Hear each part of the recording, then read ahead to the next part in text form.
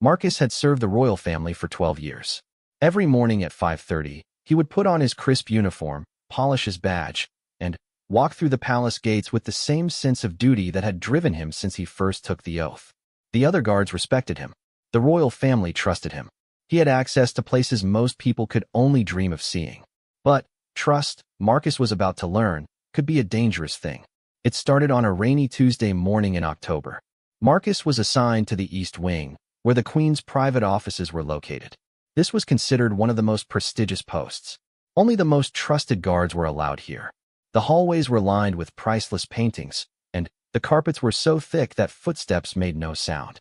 Marcus was checking the security monitors when he noticed something unusual. The Queen's private secretary, Helena Morrison, was entering a room that should have been empty. According to the daily schedule, the Queen was in London for a charity event. Her private chambers were supposed to be vacant until evening. His training kicked in immediately. Any unusual activity had to be investigated. Marcus made his way down the corridor, his hand resting on his radio. The palace had strict protocols about entering royal chambers, but security concerns overrode everything else. As he approached the door, he heard voices inside. Low, urgent whispers that made him pause. The door was slightly ajar, something that never happened in this part of the palace. Every door was always secured, every entrance monitored. Marcus pressed himself against the wall and listened. What he heard made his blood run cold. Helena Morrison was speaking to someone on the phone. Her voice was strained, almost panicked. She was talking about money. Large amounts of money. She mentioned accounts in Switzerland, transfers that needed to happen before the end of the week, and something about photographs that could destroy the royal family. Marcus felt his heart pounding in his chest. He had stumbled onto something that could shake the very foundations of the monarchy. Helena was discussing selling information to foreign newspapers. She had access to the Queen's private correspondence, her medical records, her personal conversations with world leaders. The conversation continued for 20 more minutes.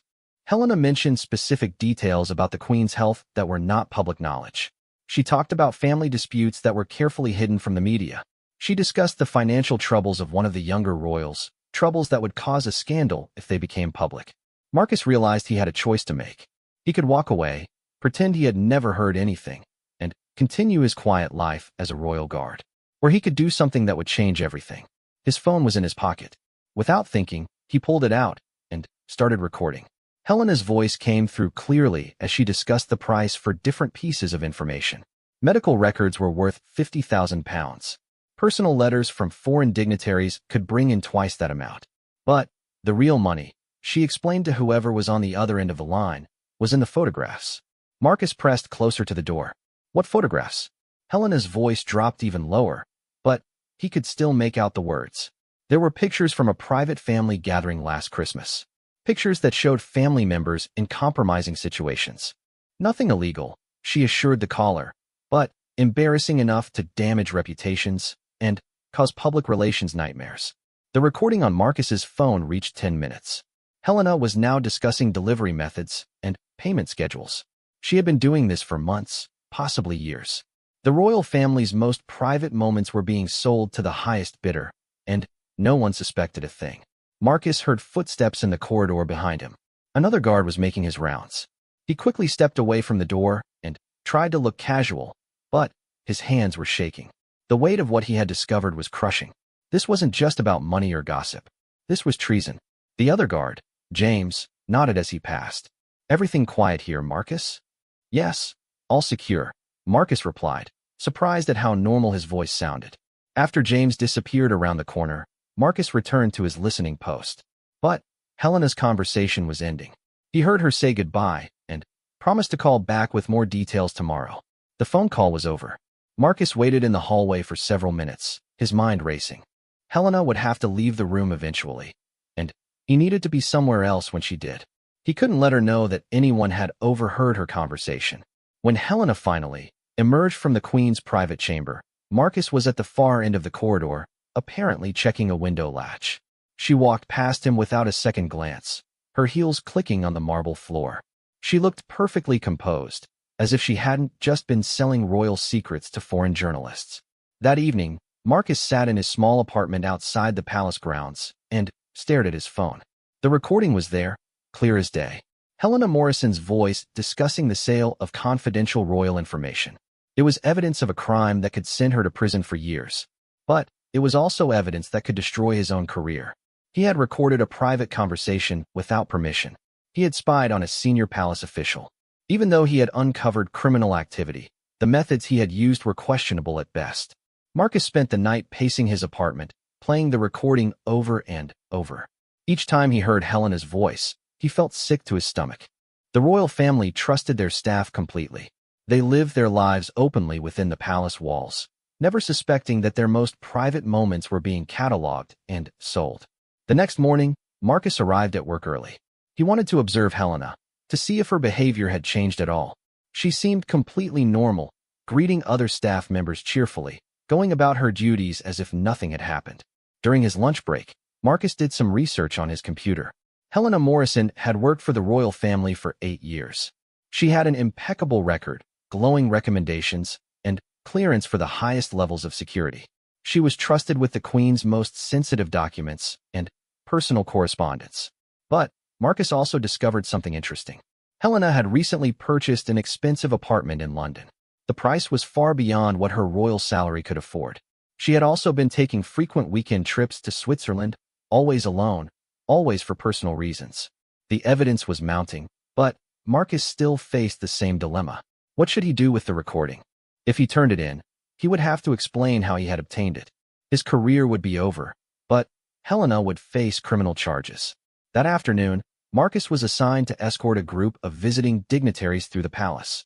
As he walked them through the staterooms, pointing out historical artifacts and explaining royal traditions, he felt like a fraud. How could he speak about the honor and dignity of the royal family when he knew one of their trusted employees was betraying them? After the tour ended, Marcus found himself alone in the Queen's portrait gallery. Dozens of royal faces looked down at him from gilded frames. Generations of monarchs who had served their country with dedication and sacrifice. They deserved better than this. Marcus made his decision. He would find a way to expose Helena without destroying his own career. But he needed help, and he knew exactly who to call. Detective Inspector Sarah Collins had been Marcus's girlfriend for 3 years. She worked for the Metropolitan Police in their fraud investigation unit. If anyone would know how to handle this situation legally and ethically, it would be Sarah. That evening, Marcus called Sarah and asked if they could meet. He told her he had something important to discuss, something that could affect both of their careers. Sarah agreed to come to his apartment after her shift ended. When Sarah arrived, she could see immediately that something was seriously wrong. Marcus looked tired and stressed, and he kept checking his phone nervously. "What's going on, Marcus?" she asked. "You sounded terrified on the phone." Marcus took a deep breath and told her everything.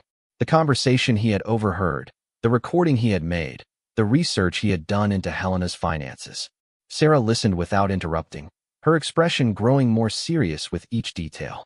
When Marcus finished, Sarah was quiet for a long time. Finally, she spoke. "Marcus, you've stumbled onto something huge here.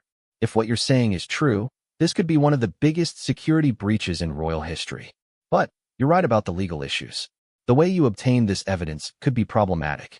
Sarah explained that while Marcus had uncovered criminal activity, the recording might not be admissible in court because it was made without consent. However, it could be used to launch an official investigation. The police could obtain legal authorization to monitor Helena's activities and gather proper evidence. "But there's something else," Sarah continued. "If you come forward with this, you'll probably be protected as a whistleblower. The law is designed to protect people who report serious crimes, even if they bend some rules in the process." Marcus felt a wave of relief wash over him. For the first time since he had made the recording, he saw a path forward that didn't end with his career in ruins. Sarah spent the rest of the evening helping Marcus prepare a formal statement. She explained the process of reporting the crime, what would happen during the investigation, and how Marcus could protect himself legally. The next few days were torture for Marcus. He had to continue working alongside Helena, pretending that nothing had changed. Every time he saw her near the Queen's private chambers, every time she handled confidential documents, he felt the urge to stop her immediately. But Sarah had been clear about the importance of following proper procedures. They needed to build a solid case before making any accusations. One mistake could allow Helena to destroy evidence or escape prosecution. Marcus began paying closer attention to Helena's schedule. He noticed that she stayed late on Tuesday evenings, always claiming she had extra paperwork to complete. He also observed that she made frequent trips to the palace mailroom, often carrying packages that she posted herself. On Friday afternoon, Marcus made his decision. He couldn't wait any longer. That evening, he would call the police hotline and report what he had discovered. The investigation would begin, and, hopefully, Helena's betrayal of the royal family would finally be exposed. But Helena Morrison was about to make a move that would change everything, and Marcus had no idea what was coming next. Marcus never made that phone call on Friday evening. As he was preparing to leave the palace, his supervisor approached him with an urgent assignment.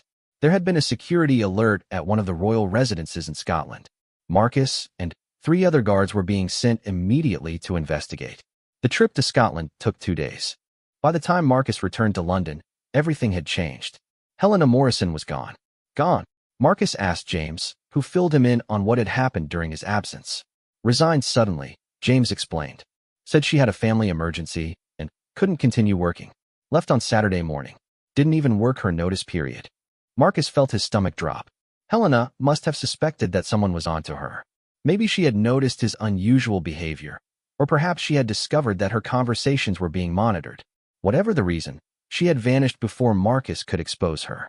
But Helena's disappearance created a new problem.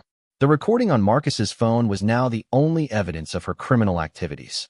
Without her confession or additional proof, it would be nearly impossible to prosecute her or even to convince the royal family that their security had been compromised.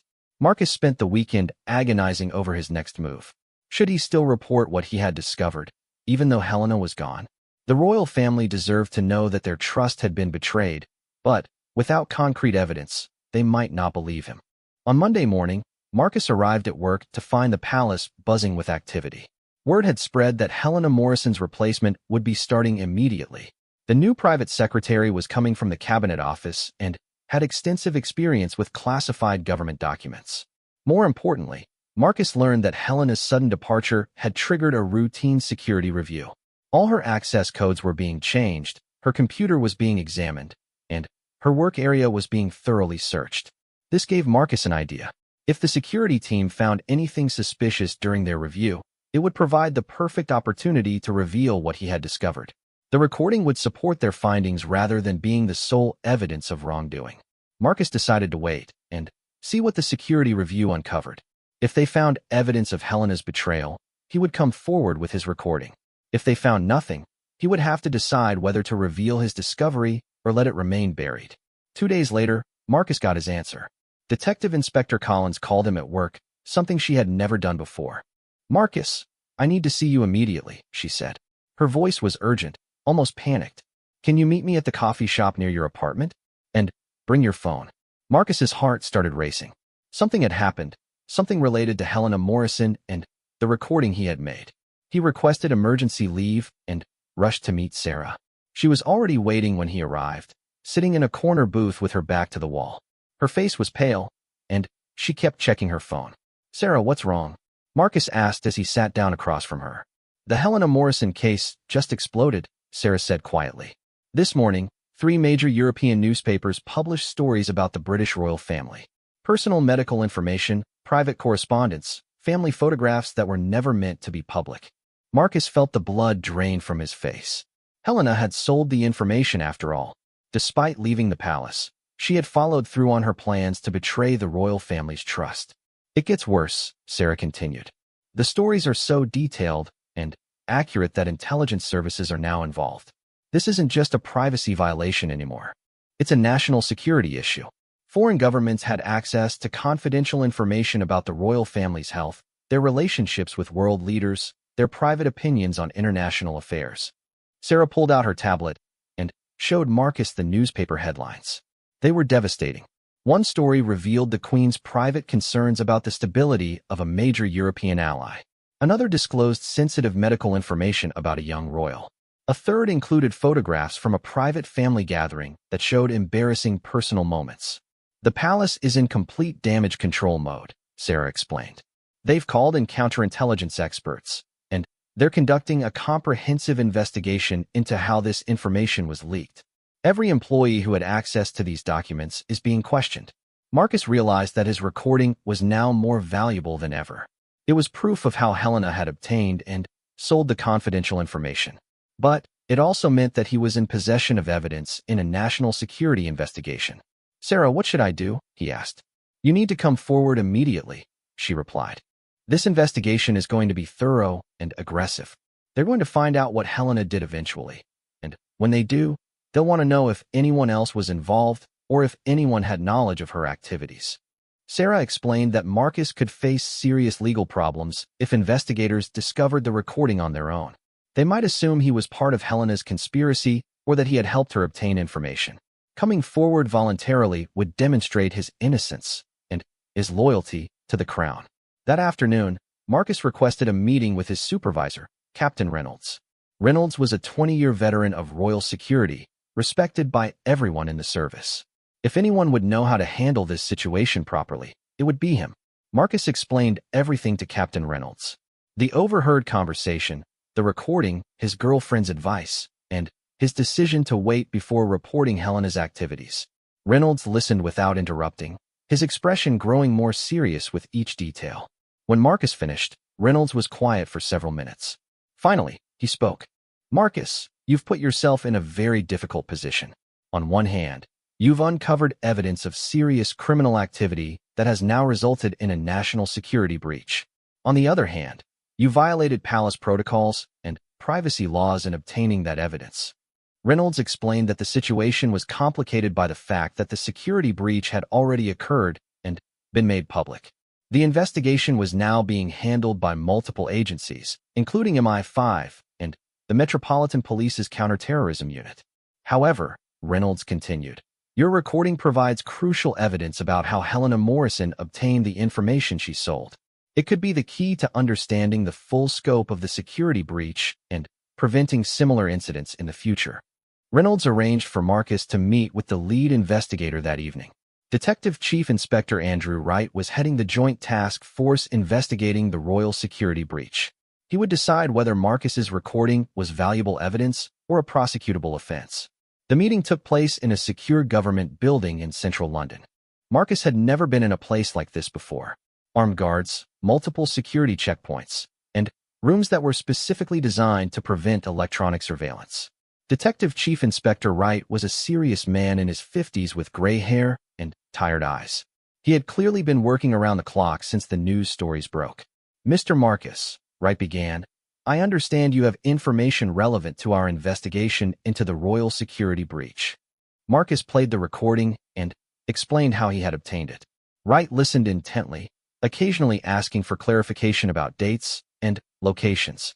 When the recording ended, Wright asked Marcus to repeat his story from the beginning, this time taking detailed notes. "This recording provides crucial evidence about Helena Morrison's criminal activities," Wright finally said. "It demonstrates that she was actively selling royal secrets for months before her resignation. However, I need to be clear about your legal situation."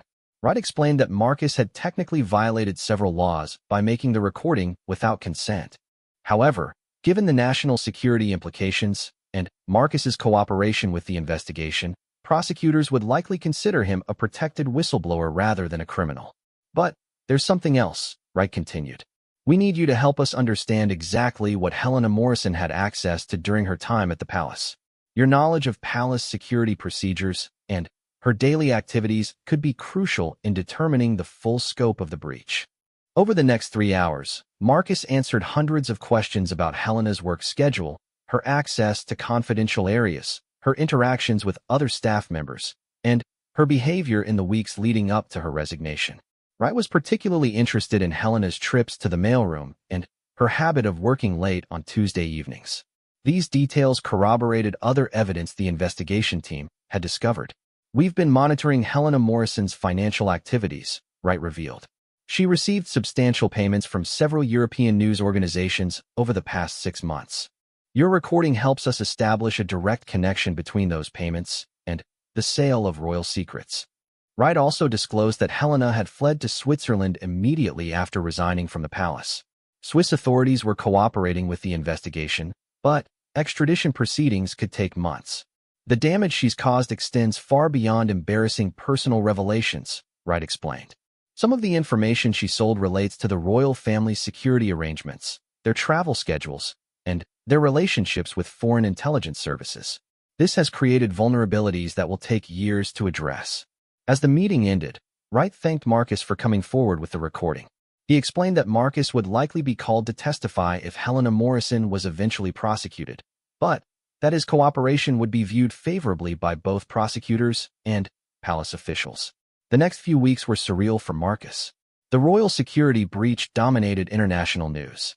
Every day brought new revelations about the information Helena had sold and the damage it had caused to Britain's relationships with allied countries.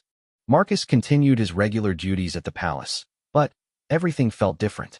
Additional security measures had been implemented, background checks were being repeated for all staff members, and new protocols were established for accessing confidential information. The royal family themselves seemed to be coping with the crisis as well as could be expected. They maintained their public schedules and continued their official duties, but Marcus could see the strain in their faces. Their most private moments had been exposed to the world, and they would never again have the same sense of security within their own homes. 3 weeks after his meeting with Detective Chief Inspector Wright, Marcus received another call. Helena Morrison had been arrested in Geneva. Swiss authorities had found evidence in her apartment that corroborated the information in Marcus's recording. She was being held pending extradition to Britain. The arrest made international headlines.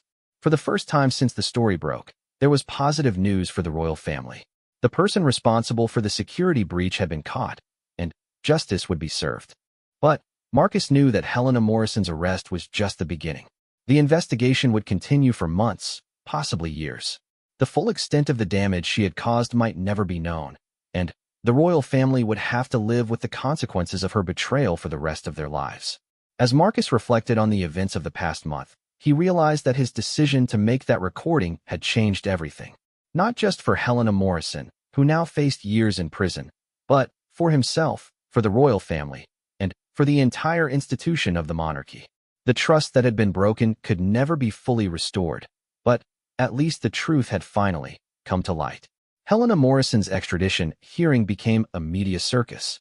Reporters from around the world gathered outside the Swiss courthouse, desperate for any new information about the royal security scandal. Inside the courtroom, Helena's lawyers argued that she was being persecuted for exposing the truth about the royal family's private lives. Marcus watched the coverage from his apartment, feeling a mixture of satisfaction and unease. Helena was finally facing justice for her betrayal, but the legal proceedings were revealing even more damaging information about the royal family. Every day of testimony brought new revelations that the newspapers eagerly reported. Detective Chief Inspector Wright called Marcus regularly with updates on the investigation. Helena's apartment in Geneva had yielded a treasure trove of evidence. Investigators found detailed records of her communications with foreign journalists, copies of stolen documents, and financial records showing payments totaling over £2 million. She was more organized than we initially thought, Wright explained during one of their conversations. Helena kept meticulous records of every piece of information she sold, including pricing schedules for different types of royal secrets. Medical information commanded the highest prices, followed by personal correspondence and security details. Wright also revealed that Helena hadn't worked alone. She had developed relationships with journalists at several major European newspapers, feeding them information over many months. Some of these journalists were now under investigation in their own countries for receiving stolen government secrets. The most shocking discovery was Helena's long-term planning. She had been systematically copying and stealing royal documents for over 2 years, building up a comprehensive archive of compromising information. Her sudden resignation from the palace hadn't been a panicked escape, but rather the execution of a carefully planned exit strategy. Your recording was crucial in establishing the timeline, Wright told Marcus.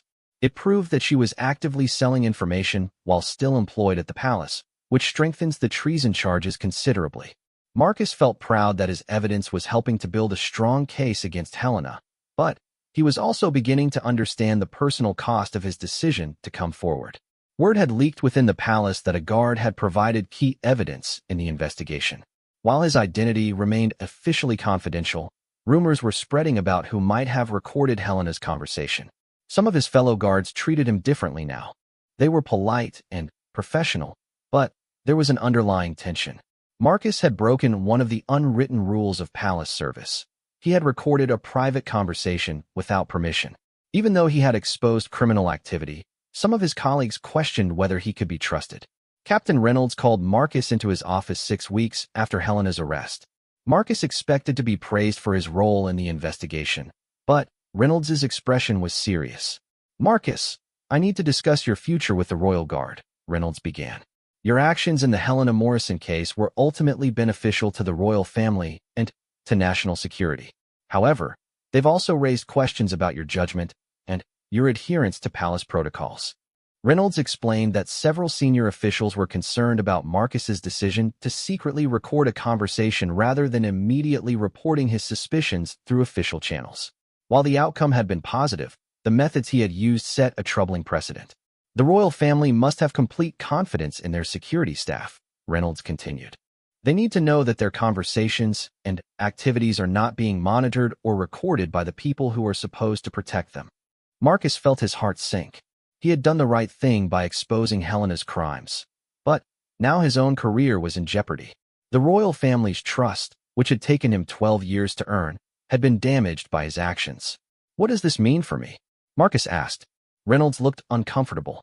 "A decision hasn't been made yet. The investigation is still ongoing, and your testimony will be crucial if Helena Morrison stands trial in Britain. However, once the legal proceedings are complete, we'll need to evaluate whether you can continue in your current role." That evening, Marcus called Sarah to discuss the meeting with Captain Reynolds. She wasn't surprised by the palace's concerns, but she was frustrated by their response to his whistleblowing. "You exposed a serious crime that was damaging national security," Sarah said. "Any reasonable employer would commend you for that, not question your loyalty." Sarah explained that Marcus had legal protections as a whistleblower, including protection from retaliation by his employer. If the palace tried to fire him for exposing Helena's crimes, he could file a wrongful termination lawsuit. "But is that really what you want?" Sarah asked. "Do you want to spend the next few years fighting legal battles with the royal family? Even if you win, would you ever be comfortable working there again?" Marcus realized that Sarah was right. Even if he kept his job, his relationship with the royal family and his fellow guards had been fundamentally changed. The trust and camaraderie that had made his work meaningful were gone. Over the next few weeks, Marcus began considering other career options. His experience with royal security would be valuable to private security companies, government agencies, or corporate protection services. He had skills and training that were in high demand. But leaving the Royal Guard would mean abandoning a career that had defined his adult life. Marcus had joined the service straight out of the military, drawn by the honor and tradition of protecting the royal family. Walking away would feel like admitting defeat. 3 months after Helena's arrest, she was finally extradited to Britain.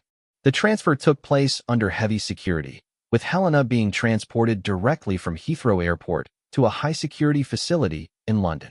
The media coverage was intense, with every detail of her arrival being broadcast live on television. Marcus was called to testify before a grand jury that was considering formal charges against Helena. The proceeding took place in a secure courthouse, with Marcus being escorted by armed guards to protect his identity. During his testimony, Marcus played the recording he had made and explained the circumstances of Helena's conversation. The grand jury members listened intently, asking detailed questions about palace security procedures and Helena's access to confidential information. The prosecutor, Queen's Counsel Margaret Stevens, walked Marcus through every detail of the recording. She was building a comprehensive case that would demonstrate Helena's systematic betrayal of royal secrets over many months. "Mr. Marcus," Stevens asked during her questioning, "in your professional opinion, what damage has Helena Morrison's actions caused to royal security?" Marcus thought carefully before answering. "The royal family's ability to live normal private lives has been severely compromised. They now know that their most personal moments were being cataloged and sold. That level of betrayal will affect how they interact with staff members for years to come." Stevens also asked about the broader implications of Helena's crimes. Marcus explained that the security breaches had forced expensive upgrades to palace security systems, comprehensive background checks for all staff members, and new protocols for handling confidential information. After 6 hours of testimony, Marcus was finally dismissed. The grand jury would deliberate for several days before deciding whether to formally indict Helena Morrison on charges of treason, theft of government property, and violation of the Official Secrets Act. The indictment was announced a week later. Helena Morrison would face trial on all charges, with the prosecution seeking a prison sentence of up to 20 years. The trial was scheduled to begin in 6 months, giving both sides time to prepare their cases. Marcus knew he would be a key witness at the trial. His recording was the most direct evidence of Helena's criminal activities, and his testimony would be crucial in establishing her guilt. But testifying at such a high-profile trial would also end any chance of maintaining his anonymity within the palace. 2 weeks after the indictment, Captain Reynolds called Marcus into his office again. This time, the conversation was different. "Marcus, I've received instructions from the highest levels of the royal household," Reynolds began. "Your role in exposing Helena Morrison's crimes has been recognized as an act of exceptional service to the crown." Marcus was surprised. He had expected another discussion about his questionable methods, not praise from senior royal officials. Reynolds continued, "However, everyone agrees that your continued presence in the royal guard would be awkward for all concerned. The royal family appreciates your loyalty, but they also need to rebuild trust with their staff. Having you here would be a constant reminder of this difficult period." Reynolds offered Marcus a choice. He could resign from the royal guard with full honors and a generous severance package, along with glowing references for future employment. Alternatively, he could transfer to a different government security agency where his skills would be valued and his whistleblowing activities would be seen as assets rather than liabilities.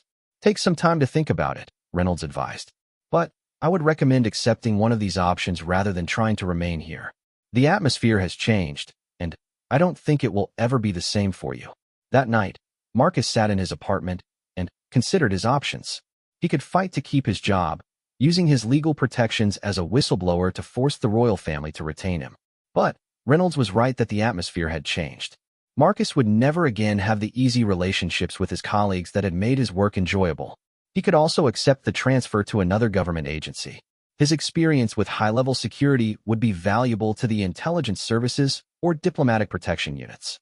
It would be a new challenge and a chance to start fresh. Or he could resign entirely and begin a completely different career.